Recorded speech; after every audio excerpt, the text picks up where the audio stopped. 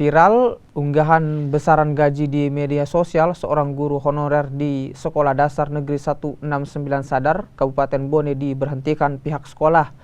Pemberhentian guru honorer ini akhirnya mendapat respon dari Dinas Pendidikan setempat. Kepala sekolah pun diminta menghadap dan jika dalam pemeriksaan terdapat pelanggaran, maka pihak dinas akan menjatuhkan sanksi. Sementara guru honorer yang diberhentikan akan ditawarkan kembali mengajar di sekolah terdekat dari rumahnya.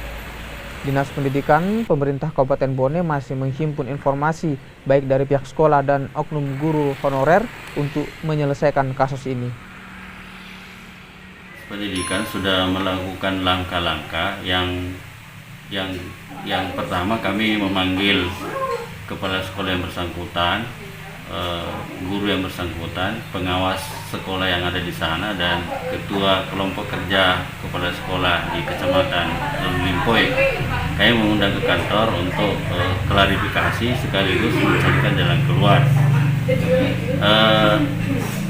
Sayangnya yang bersangkutan tidak hadir kemarin, tetapi kami akan berupaya untuk menghadirkan mereka kembali di kantor untuk mencarikan jalan keluar.